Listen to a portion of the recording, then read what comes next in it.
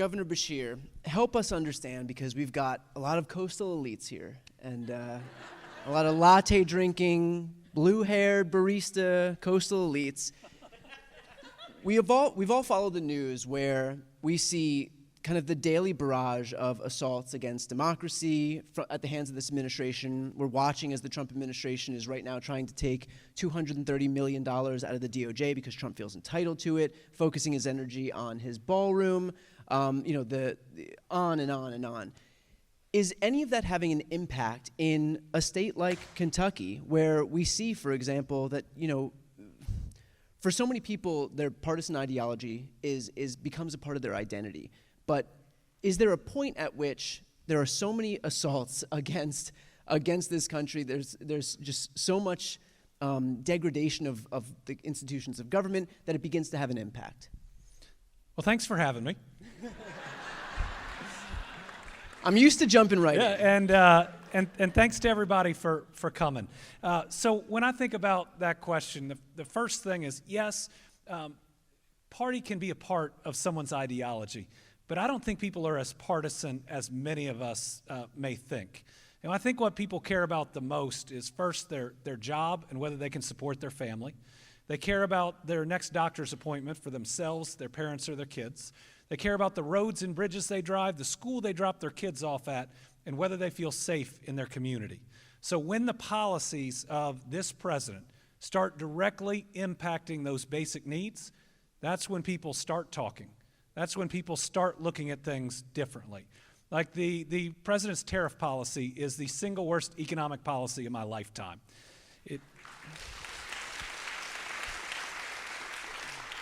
It changes every day. It went from across the board to reciprocal to industry-specific to company-specific to product-specific. We've even got a tariff against Brazil where we have this huge surplus that's causing coffee and hamburger prices to go up, which I'd say are as American as they can be, but apparently they're also Brazilian. And so when your livelihood is hit that way, when tariffs are causing soybean farmers to not have a market to sell, when cattle farmers are struggling because of the president's deal with Argentina, when the big ugly bill is going to shut down the rural hospital that you go to and is the #1 payroll in your community. If it shuts down, so does the coffee shop, the restaurant, and the bank. Yeah, people are starting to really feel it, and they're going to feel it even more. And as much as somebody might say they're a Republican, they love their family. And if their family's well-being is being impacted, they're going to think differently, and they're going to vote differently.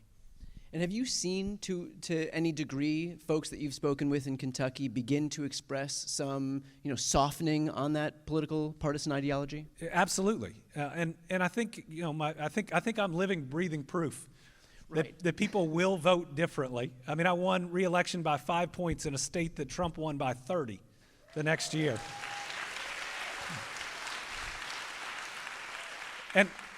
And it's for, I think, the reasons we talked about. I mean, I think if Democrats will spend 80% of their time on things that matter to 100% of the American people, that's how we break through. I think Donald Trump's our current president because he convinced those last group of undecided voters that he would be more focused on helping them pay that next bill and that the vice president was distracted. But think about what he's doing. I mean, he is anything but focusing on affordability. He's telling people that they have too many toys.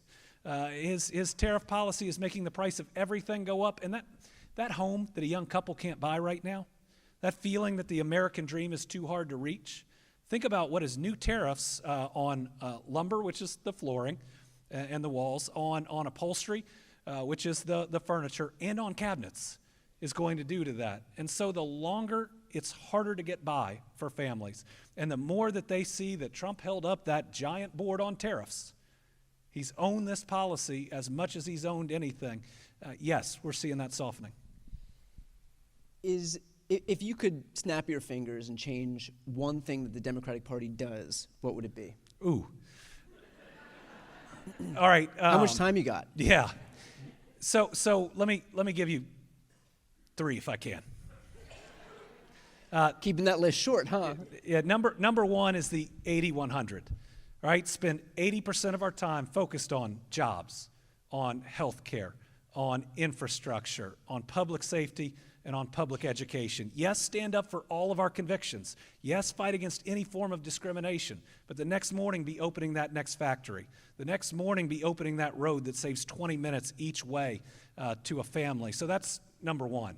That gives people the space to disagree with us on one or two issues, but know that we are working harder than anybody else to better their lives.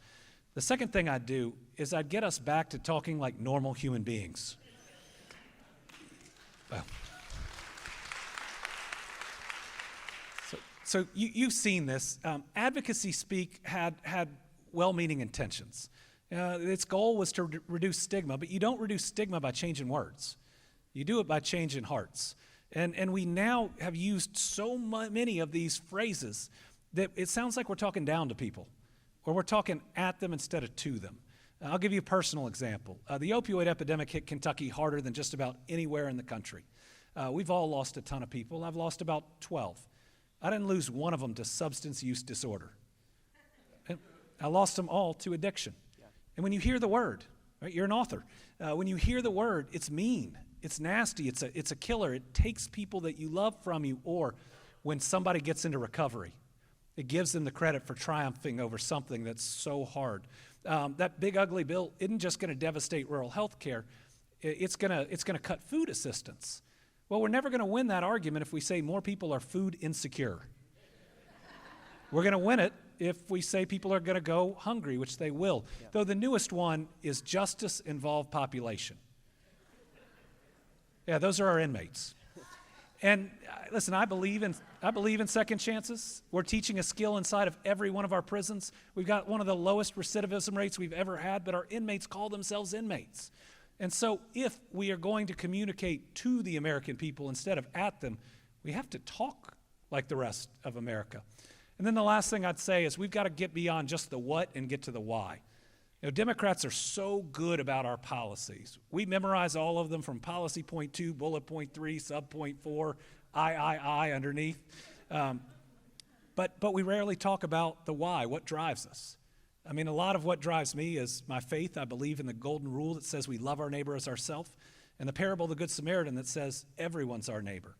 So when I vetoed a nasty anti-LGBTQ plus bill during my reelection, because it was the right thing to do, I told the people of Kentucky that my faith teaches me that all children are children of God, and I didn't want people picking on those kids.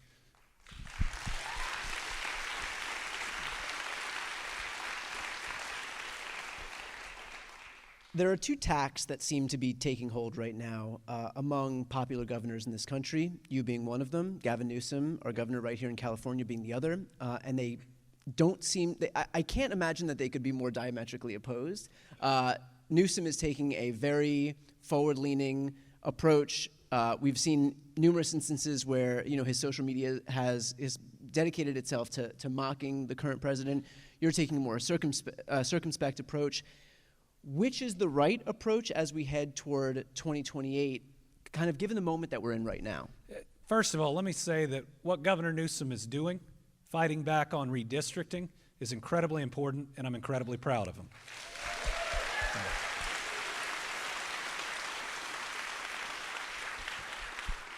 None of us want to be in mid-decade redistricting, but if Texas is going to basically cheat, Texas sees that they're going to lose the game, and thus they're trying to change the rules in the middle of it, then we've got to ultimately stand up and push back. And so here in California is going to be the largest push on redistricting for Democrats. You see Virginia now looks like they're going to do it, and others. I wish we didn't have to do it, but we've got to save democracy before we can perfect democracy. Agree. Yeah. I think what you see from different governors is they are pushing back, but in their own style. And we all have our own style. You see Gavin and J.B. Pritzker, who, by the way, face more threats from this president than most of the rest of governors, pushing back a little more directly. For me, I speak out against this president every time I disagree with him. But it's not my style to do the same types of things on social media. And in the end, people want authentic leaders. They want you to be you. And so I try to lead through who I am try to speak up and speak out, but do it in a way that is ultimately me. I want to go back to the LGBT bill that you vetoed. Yeah. What was the pushback that you had heard prior to doing so? In a state like yours, given the political risks and kind of what we had seen from the 2024 election, which in the aftermath felt like the loss that the Democrats sustained was in part, due to the ad, for example, that had played. I think there was something like $250 million behind an ad that punched down on the LGBT community, leading a lot of folks to fear that, okay, if any Democrat wants to succeed moving forward, that you got to throw somebody under the bus. Well, there's no question in 2023 that our legislature did what they did because they wanted to attack me politically. And I hate the fact that we had a lot of Kentuckians that had to suffer because of it. It was mean, it was unnecessary, and it was making a group of people that are already marginalized feel that much worse in a state that I otherwise love. And so first of all, I was going to veto it the whole time. Some things are worth losing over, and I was going to stand up for those individuals. They are Kentuckians and children of God just like anybody else. But I tell you what, by explaining that why, I didn't lose a single point. Not one. They ran $10 million of anti-trans ads. I ran $9 million of, hey, look at all our great new jobs ads. And I won by 4.5 points more in re-election than I won the first time around. And I think that people respect conviction and that we can't abandon them, but they do deserve our respect to explain what we're doing. So I'll never forget, after talking about children of God, the next day I'm opening a factory, because the next day we always have to be opening a factory. And a guy in a trucker hat makes a beeline towards me, and I think, oh goodness, I know what's coming. He sticks his hand out and he says, Governor, I'm not sure I agree with what you did yesterday, but I know you're doing what you think is right. And he patted me on the back and walked away. And so just explaining that why creates some grace and some space, either for people to reconsider some things or to support a Democratic candidate that is working to make everybody's life better, even if they don't agree with every single one of our issues. So I want to talk about other governors across the country. Going back to the Prop 50 of it all, we have seen action from Gavin Newsom here in California, and there were a million reasons to have said, no, we wouldn't be able to do this. I mean, this is, we didn't have much time. This is a huge state, and any kind of action like that could feel like a political liability. We also heard a lot of other governors say the right thing, but thus far we haven't seen any movement other than the surprise news from the Virginia state legislature that they would be moving to convene to discuss the prospect of a map redraw. Are other governors on the Democratic side doing enough right now, given what we've seen on the right, which is map redraws in Texas, map redraws in Missouri, and movement to do so in Ohio and Florida and Kansas and North Carolina, and they're working right now to do so in Indiana? That's up, kind of under a cloud of doubt, but the governor right there is suggesting that he'll be able to get it done in some way. So are we doing enough on our side to be able to counteract this threat? Yeah, I think what you're seeing out of Democratic governors is they're being thoughtful, because I think some of this is going to backfire on the Republican states.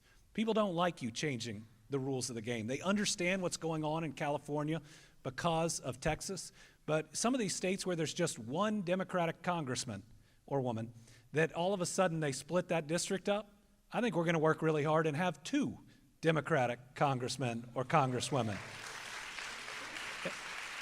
So there is a dummy-mander, a potential dummy-mander in Utah, where they tried to draw these lines so thin that in an election year, in a wave year, we could see the prospect of, instead of 0 Democratic members of Congress, we could see 2. And people don't like extremism.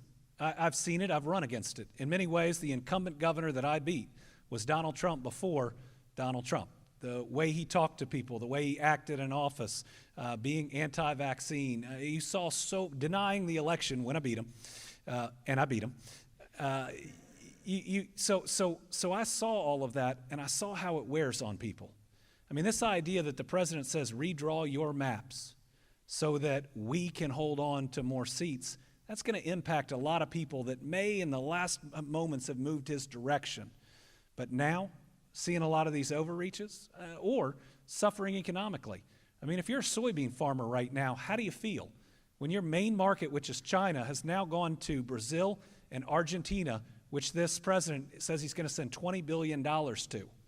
How do you feel if you're a cattle farmer, that all of a sudden that country that he's going to send $20 billion to, if they elect the person he likes, which is backfiring spectacularly right now in Argentina, how do you think that they feel that American money would be used to ultimately impact their industry and hurt them? So all these things going on at the same time, I think means that regardless of what they do, regardless of how they try to cheat, we must flip the U.S. House of Representatives next year.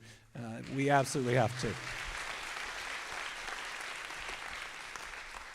Is it enough, though, to rely on this idea that Americans are going to see this overreach, see these abuses of power, and maybe, shudder at the prospect of them doing it? Maybe we'll win a few of those people. But the reason that they're doing this, in large part, is because they know that if they can scientifically engineer wins and redraw these districts, that yes, we may get some more people on the margins who see the abuses of power and how egregious it is and say, okay, this is a little too gross for me. I'm gonna, I can go to the Democratic side for now. But really, the benefit of being able to redraw these maps is that, if you, even despite the fact that you might get a few people, redrawing these maps in large part does scientifically engineer a win for the other party. And so, is it enough just to rely on the fact that some people are going to see this and bristle at it, as opposed to taking as extreme action as we can to fight back? Well, we've got to fight back, but we also have to run hard and run well. I mean, I won in a Trump plus 30 state. We can win in these newly redrawn districts. Yeah. So we've got to get out there. We've got to knock on doors. We've got to communicate the right way to the American people. We have to convince them that we are the party of the American dream. And right now, over half of Americans, and I think this is the other big threat to our country, over half of Americans believe the American dream is no longer real. That if they play by the rules and work hard, that they still can't get ahead, that they won't be able to buy a house in the 10-year span that their parents could when they were their age. If you feel that way, you're willing to vote for somebody that may come in, tear it all down, or because you believe at least they'll do something.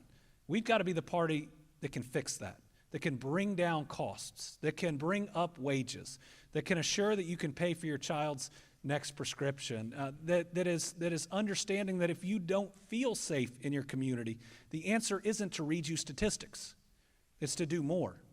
We can be that party, and that party can win in any of these redrawn districts. I want to talk about the prospect of some of the danger that we face moving forward. I hear you when you say that there is an agenda that we can put forward to prove to the American people that we're worthy of getting the majority in the House and the Senate and the White House. Do you have confidence, though, as we head toward this next election cycle, where we have seen that Trump, the new news is that Trump is looking to have his DOJ deploy monitors to the elections in California and New Jersey and Virginia. We've seen the ways where he has weaponized the DOJ to help him in these elections. We saw back in 2020 where he tried to get the voting machines in Georgia seized. He did that without any boots on the ground, and now he's got an entire ICE army answerable to him. And so do you have confidence as we head toward 2026 and 2028 that notwithstanding the message that there will be the prospect for a free and fair election? I think there will be, but I don't think we can take it for granted. I think we have to be out there pushing. I think we have to be out there with our own legal strategies. I think we have to be out there with our own monitors if they're going to send them in. We call them poll watchers in Kentucky. We've got to make sure that we are planning for any and every contingency because our country is worth it. And this is the time where we have to step up and protect it. But what I saw, last weekend were 7 million Americans taken to the streets in one of the largest protests that the country has ever seen. And so I have a lot of faith in those individuals. I have a lot of faith in the American people that even with obstacles put up in front of them, that we are going to do the right thing because we love this country and we want to see it persist. Kind of along the same lines to what I was just asking, Steve Bannon had come out just a couple of days ago and floated the idea. Well, not so much. I don't know that we should even say his name. This is the anxiety portion of the show. Yeah. But I mean, every time that Steve Bannon says something, and then we put it on the news, it gives oxygen to hate. I mean, this is an individual who. Yeah. This is an individual who stands for all the wrong things, that doesn't view people different than him as human. And the fact that he's been embraced by leadership on the other side is worrisome. But, sometimes when people are that hateful, I think the best thing that we can do is ignore them. Yeah, I mean, I do have to ask the question, and there is a part of me that understands the virtue of not giving oxygen to people who I think are bad faith actors, and the flip side of that, though, is purposefully ignoring what may very well be a threat, and in large part, it's easy to write the things that Trump says off as crazy, but very often he broadcasts his strategy, in broad daylight. And so when he says, or on Truth Social, or on Truth Social, when Bannon comes forward, for example, and expresses with utmost certainty that Trump is going to be the president in 2028, that he'll be able to run again in 2028, how does that land with you? Well, if the Supreme Court will actually read the words of the Constitution and then enforce them, then this is Donald Trump's last term. I'm going to channel the anxieties of everybody here and say, can we rely on Clarence Thomas, Samuel Alito, Gorsuch, Amy Coney Barrett, Kavanaugh to do exactly what it is you're saying, which is to interpret the Constitution in good enough faith that we know that they're adhering to the Constitution? Well, we're going to see. People don't just write biographies on presidents. They write them on Supreme Courts, too. And so Justice Roberts is going to have to think about whether his court is going to be the one that gives it all away. Is his court going to be the one that protects this country at that moment?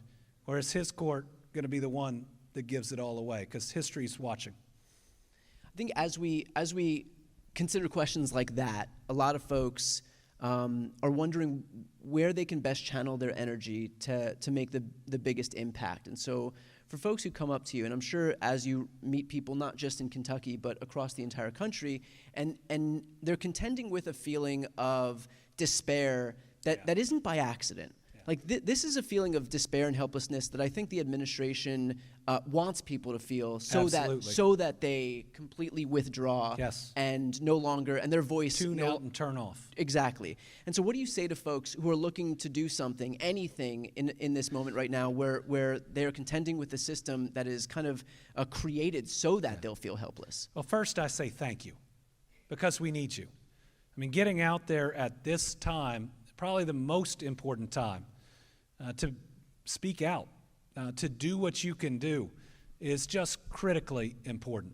What we've got to do in the next 10 days is win the races for governor in New Jersey and Virginia.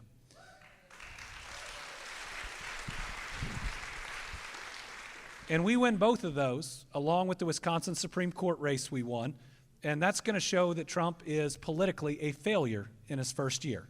And hopefully that starts putting pressure on some of those Republicans in Congress that are not doing their job whatsoever, that maybe it's not the right thing to just go along with this president instead of to follow your oath of office that, by the way, you put your hand on a Bible and pledged to do. The next thing we've got to do in the midterms is we have to flip the U.S. House of Representatives. But then we've got to win a lot of governor's races. I'm head of the Democratic Governors Association next year. We have 36 races, so no pressure on me. But if you want 2028 to be decided in more than just 5 states with 0 margin of error, then it's not flipping the House seat in Des Moines, it's flipping the governor's seat in Iowa. That's how we start changing a map, which I think isn't just good for Democrats, it's good for democracy. It gets candidates in more places. It means that more of the people of the United States actually determine the presidency and leadership out there. And so Hakeem Jeffries and I have been working together. We don't view it as an either or. This is an and. We must accomplish both.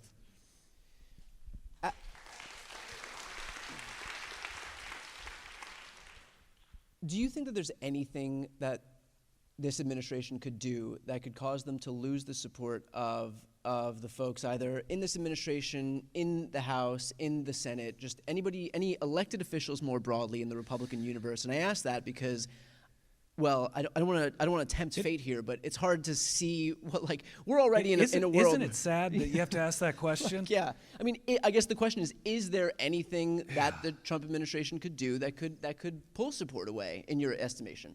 Well, first, we've got 2 officials from Kentucky that refuse to go along with some of Trump's policies, and of all things, it's Rand Paul and Thomas Massie.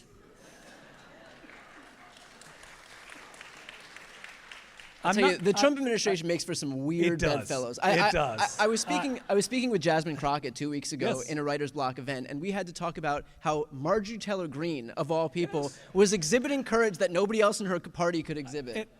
And so with those 2 individuals, I don't agree necessarily with the reasons on some of the positions that they take, but at least they're principled in taking a position. At least they're doing their job, even if I disagree with how they do their job. It is hard to comprehend how these congressional Republicans, which were successful people before they ran, many of them ran businesses or were good professionals, have suddenly lost all self-respect or the belief that they are supposed to be a separate branch of government. I mean, when Congress suddenly says, oh, we appropriated all this money, we passed it in the form of a law, but you do whatever you want, Mr. President. That's when what the framers built starts breaking down. That's when you don't have the check and the balance that are absolutely necessary. And it's just hard to understand how these folks are willing to sit back when they know this president's doing the wrong thing. When this president takes positions they've disagreed with their entire life. You can't tell me all of those Republicans are pro-tariff, because I know they're not. But they're willing to just sit quietly, not representing the people that elected them, not putting the United States of America first, but being loyal to this president or to their party. That's not why we run for these jobs. And so, you know what? I truly believe that all of them ought to get voted out, whether that's in a primary or in a general election. You ought to do your job. Do you hear from these Republicans? Behind the scenes? I mean, I understand why. Everybody understands why they're not going to come out and say anything in public. They don't call me. That's fair enough. There's no Republicans that you've spoken to that say look, of course you know me. Of course I would. You know where I stand, but I just can't. I can't be the only guy to stick my neck out against this administration. You know, I don't have a comment about behind the scenes, because if somebody's going to talk to me, then I'm going to keep that in confidence. But there are some that, at least in the margins, are speaking out. Governor Mike DeWine and I were together last week. We're building a big bridge together, which is important. And he talked about his support for a bipartisan plan on redistricting that is much better than what the president is pushing. And he was very open about supporting it. He said to the press while I was there that he disagreed with sending the National Guard into a city where the mayor objected and didn't want them there. And it's wild that this is the line now, right? It's wild that we have to get to the National Guard going somewhere where they're not asked, and by the way, they are not trained to do what they're being asked to do. I've called out the National Guard more than any other governor in Kentucky history because of our number of natural disasters, and had to call them out when there was one massive protest. So I know what it looks like when they're needed. But remember, these are our neighbors, right? These are CPAs and welders, mechanics. These are people that have to leave their family and their job, that are trained to help in natural disasters, that are trained to support our military. They are not trained to do what they're being called to do right now, and that puts them in danger and everybody else too. I mean, if we can't all agree, and if every governor won't say, no, you can't send the National Guard from one state to another state where they're not invited, that's a big problem. And again, it's not just folks in Congress that are refusing to speak out. It's a whole lot of officials around the United States. And in the governor's races next year, we're going to point that out every single time. I hear what you're saying about Governor DeWine. I hear what you're saying about Governor DeWine. At the same time, when, for example, the new map comes up, the new gerrymander comes up, that's been demanded because Trump issued his clarion call, the real question becomes, do you sign it or do you veto it? And we've already seen how Ohio's maps are already gerrymandered. There was already a gerrymander put forward, Yeah. and so I guess the real question is, you can say the right thing, but actions speak louder than words, and so we'll see where Governor DeWine stands when it actually comes time to either sign this map or say no. What I really want is national legislation for independent redistricting commissions. Well, certainly, and the best thing that could come out of what Texas has done and then what California had to do and others are doing is after this election, when we restore sanity, how about a constitutional amendment that creates nonpartisan groups that draws these congressional maps in all 50 states? Yeah.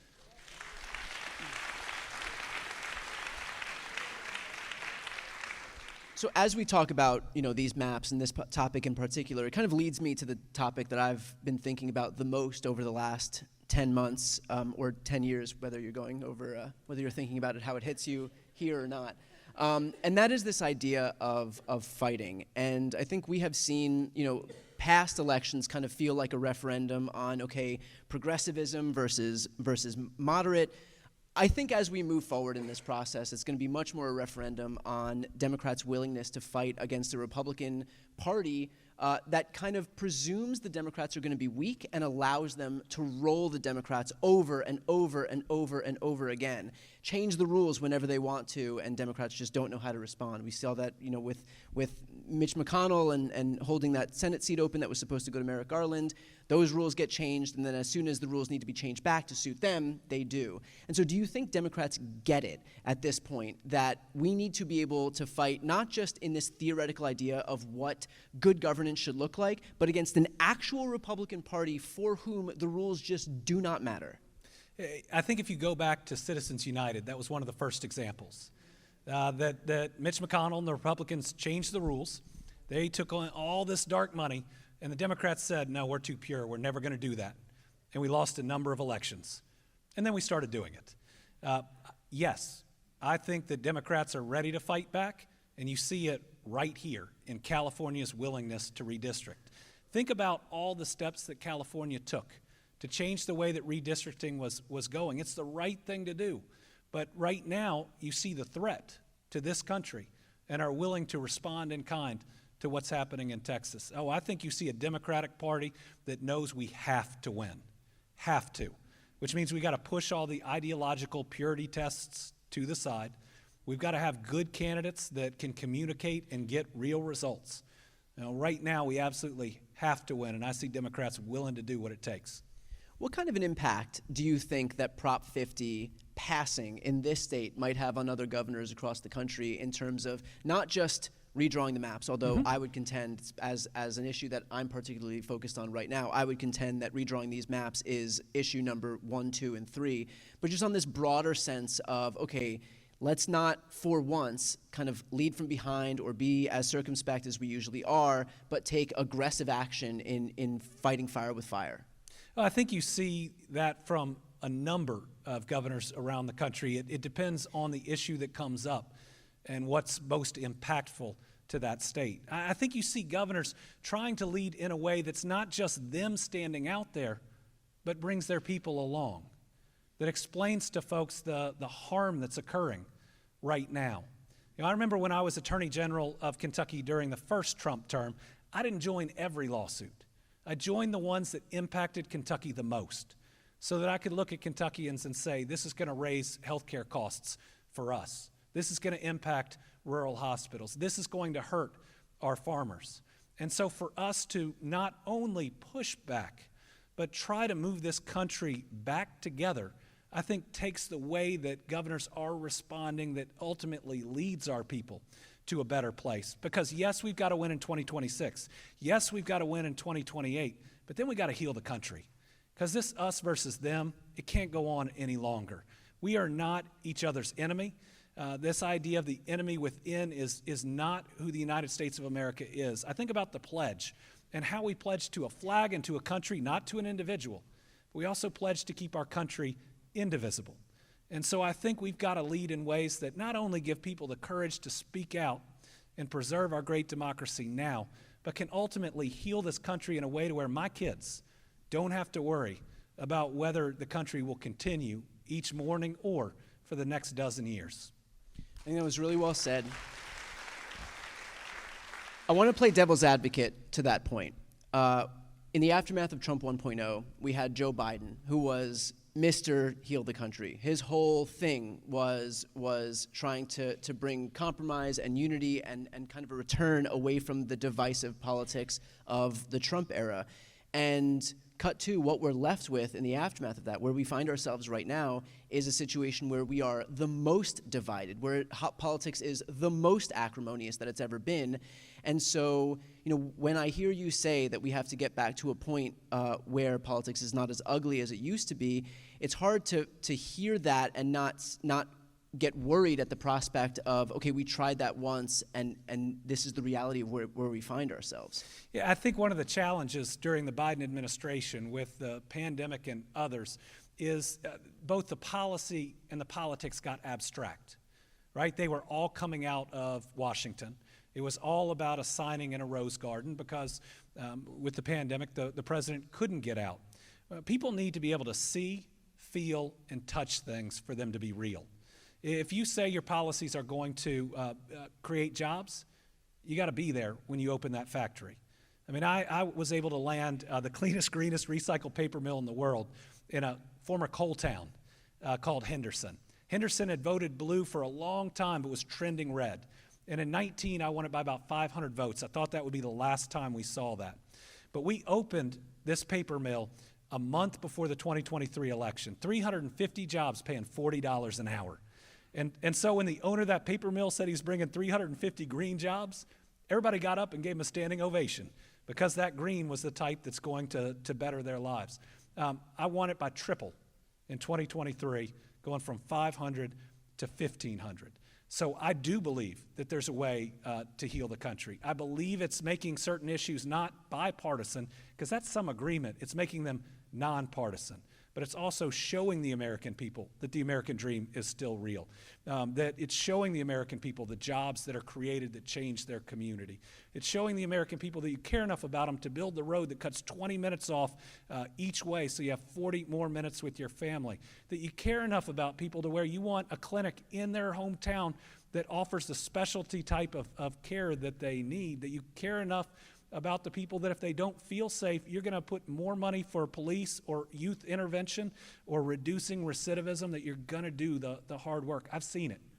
I mean, I'm in a state right now that's optimistic in a pessimistic country.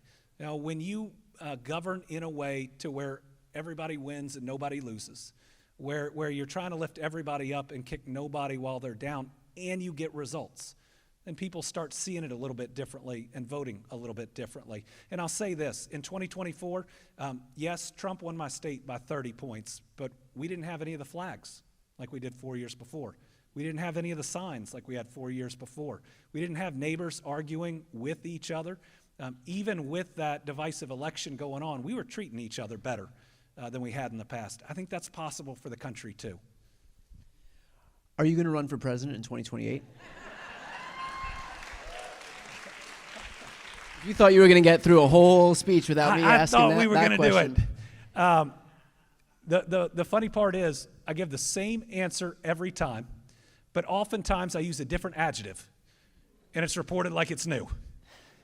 Right now, and I mean this, I'm out there trying to speak reason into the chaos. I want to make sure that one of the loudest voices on the Democratic side is one of common ground, common sense, and getting things done. I want it to be a voice that can appeal to not just Democrats, but Republicans and independents, because if they want to follow the same playbook, it'll just mean that people's lives are better. Next year, I'm fully committed to the Democratic Governors Association. We're going to win in places that you aren't expecting, and when Democratic governors win, we do something the Republicans don't. We govern well.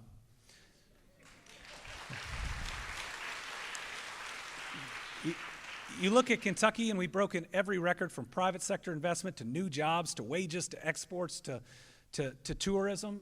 Our drug overdose deaths are down 3 straight years. I mean, good things are happening there. And good things are happening in a lot of our states governed by Democrats under good leadership that cares. And then after that, we'll see. I remember 2023, I walked off the stage at re-election, and I looked at my wife, and I took a big breath, and I thought, I've run my last election. Being governor of the state you're from is amazing.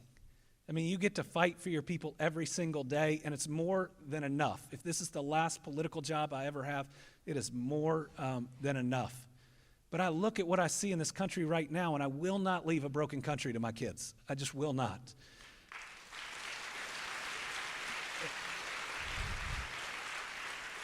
And so what's most important to me is that we have a candidate in 2028 that can not only win, but can heal the country, is in a place to do that.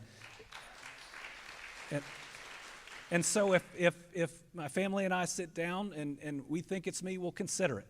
But let me tell you, if it's somebody else, I'll get behind them because I care about this country a lot more than I care about any title.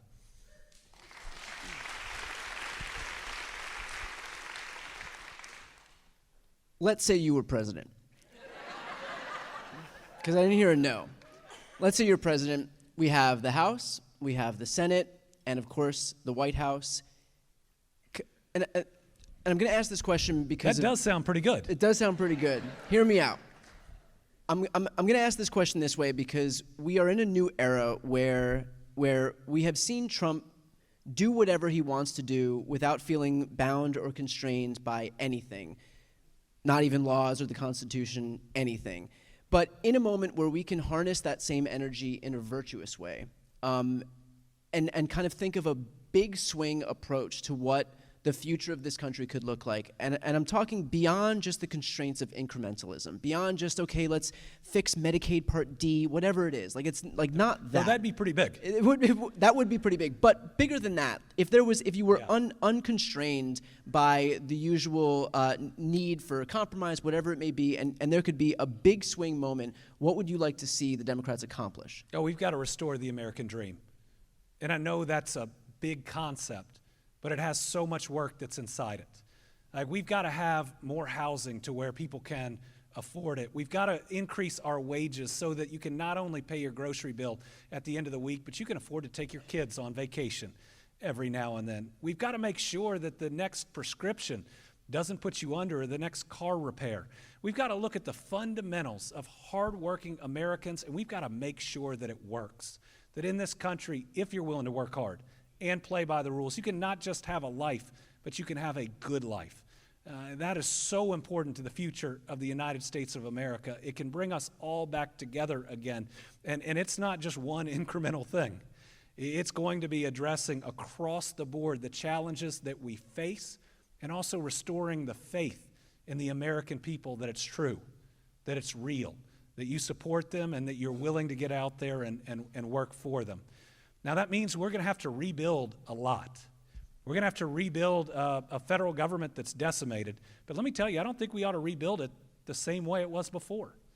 You know, as Democrats, I think we can admit that there have been times we've tripped ourselves up where we have so over-regulated that we didn't get the advantage or the result for people that we wanted to. Think about the Internet for All program.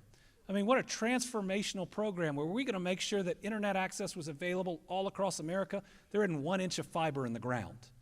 Why? We put so many rules on it that we didn't deliver for the American people. Think about an economic policy. If you put too many constraints on it, it takes too long. And every extra month that it takes is one less family that doesn't have that job, that's not benefiting from it. So we've got to rebuild a government in a way that is effective, that always puts our people first, and that gets results. There can't be a layer of bureaucracy that could simply say no. There has to be a government that both ensures that things are done safely, that's for the environment and for our workers, but gets it done a heck of a lot faster than we've seen in the past. And if we can get results, if we can not only end the cruelty, end the concerns about democracy, but get results for the American people, then we won't see anybody like Trump ever again in our lifetime.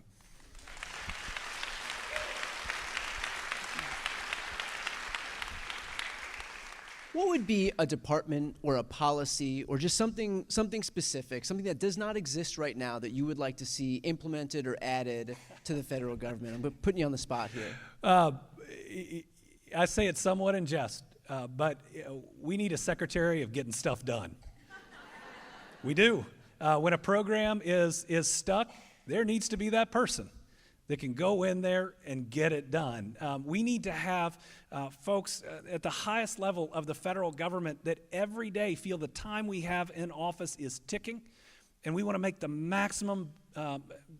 We want to help people the most that we can in that time. I mean, I know exactly how long I have left as governor. That's not because it'll be a relief when I'm done. It's that I only have a certain number of days left to get results on what's been an amazing journey. So the folks that will always have that motivation, the folks that will wake up every single day and say, what are we getting done that next day? Part of that is building culture throughout leadership and throughout the government. Part of it is making sure that every single person who works for the federal government feels like when a family succeeds, they're succeeding and doing their job. Critically important.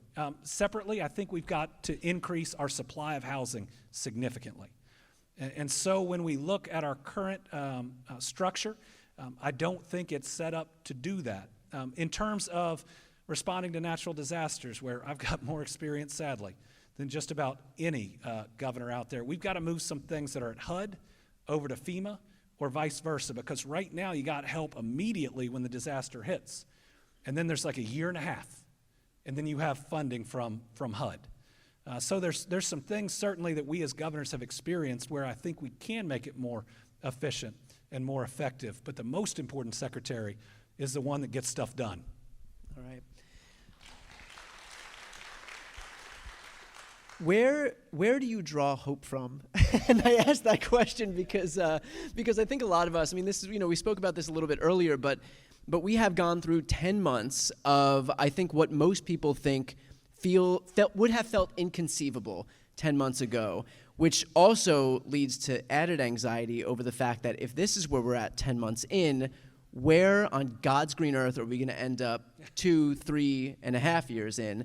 And so, hearing you speak a lot about the promise of what the future of this country could be, I think that butts up against the reality of a very grim,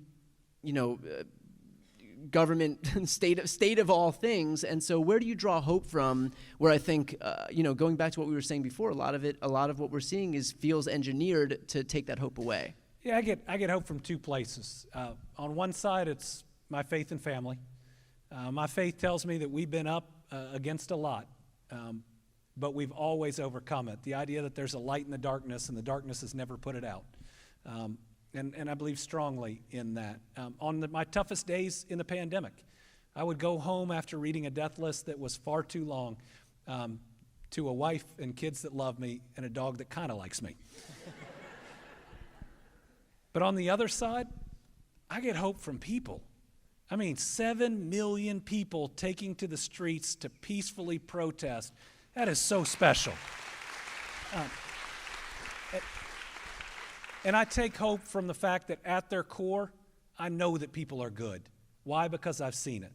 Because after an F4 tornado killed 81 people in my state, stayed on the ground for 200 miles, wiped out my dad's hometown, I saw people put aside any division, anything that they might have disagreed about, and just help each other. And not for days or weeks, but now it's been years. When the worst flooding hit 6 months after, I saw the same thing. I see people's goodness at the most difficult of times. We've just got to call on that goodness, not just after a disaster, not just during trauma, but each and every other day of our life. So in my faith, the parable of the Good Samaritan is often viewed as just a story, right? A story of what we're supposed to do, but it's actually an instruction. Because that story starts when a lawyer asks Jesus a question, because it's always a lawyer. And at the end of it, Jesus looks back at him and says, now go and do likewise. And so I think that there are just such powerful examples out there about when facing the worst, people are at their best. And we're going to have to call on that. We're going to have to encourage that. But 7 million people getting out there, even when it's scary to do it, that's going to give me hope. why does it matter when we see these mass uprisings, when we see these mass movements from folks? Because there is a cynical faction within the Democratic Party that will look at that and say, you know what, we can do these things, we can mobilize 7 million people, but at the end of the day, more bad shit's going to happen. Trump is still going to pilfer the Treasury. He's still going to knock down the White House. He's still going to gift himself jets and host these crypto dinners, and the Republican Party is still ripping away health care from people. And so why does it matter? Why should people continue to stay engaged in moments like this? It encourages more people to speak up and to speak out. It encourages more people to run for office. It lets them know that we are not alone. And sometimes I think that's what this administration wants us to feel. They want to hit us with the news, a week's worth of news every 4 hours, just hitting you and impacting your mental health. But one of the best things always in our mental health is to be around other people that are going through the same thing. It shows that there are so many different people to lean on, and that I believe when we show collective courage, that's when we can do amazing things. I got invited to the 60th anniversary of Selma. I mean, I got to be a Southern governor that walked with those foot soldiers instead of sent troopers to wait for them on the other side. It was deeply moving, and what hit me was there wasn't one leader that day, but the collective courage of this group to march over that bridge, even knowing what was on the other side. I think that's what we're seeing from people right now, and you never know which demonstration, which act of courage is going to break through, when we're going to have our McCarthyism moment, where people take a breath out, say this has gone too far, and ultimately come back together. Seems like the perfect place to leave off. Governor Beshear, thank you so much. Thank you all. Thank you so much. Thank you all.